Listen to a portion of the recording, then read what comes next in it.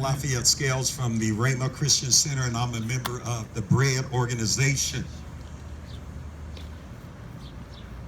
Recent studies by the University of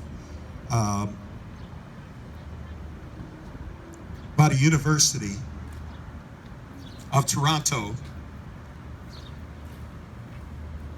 Martin's Prosperity Institute ranked Columbus the second worst economically and segregated city, where there are large pockets and metro areas of extreme wealth and large pocket metro areas of extreme poverty.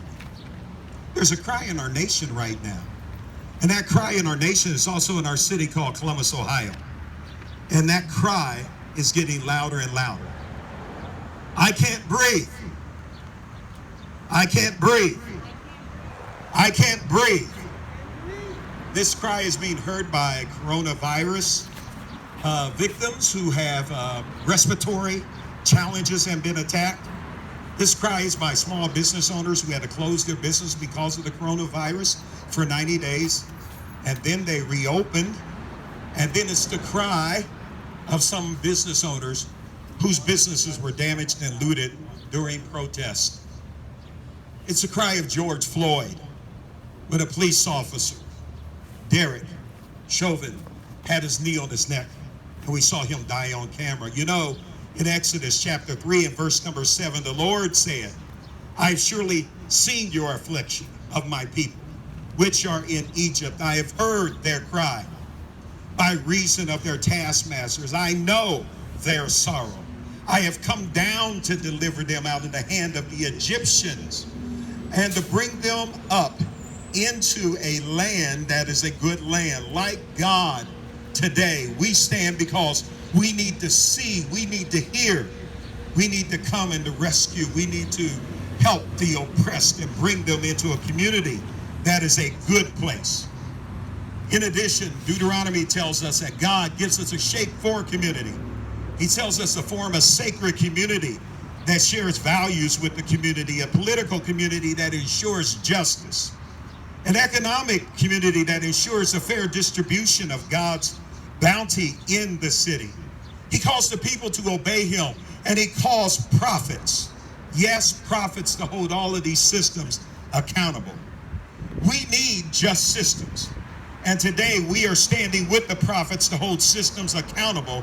And we are standing and we are starting with our mayor today.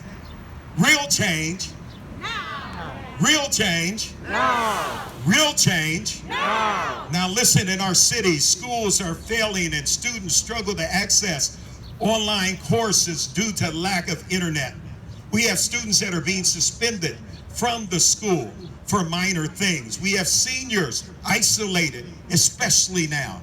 We have people with criminal backgrounds who cannot find jobs because of their backgrounds and are not allowed to support their family. We have thousands of residents who don't have and cannot find and obtain ID. We have thousands of families that cannot find affordable housing. And we have gun violence. Gun violence tearing communities apart, as well as those numbers are not decreasing, but are becoming pandemic themselves. Tonight, we stand, and what we want is real change, real change, real change. Let's take a moment and reflect in silence as I lead you in a reflection. Because as we reflect, let's reflect on those that are sick. Let's reflect on those that are in pain. Let's reflect on those who know better. Let's reflect on those who could help. Let's reflect on those who want better. Let's reflect on our Father who is with us to empower us to do justice. Amen. What we want is real change. Real change. Real change. Bread.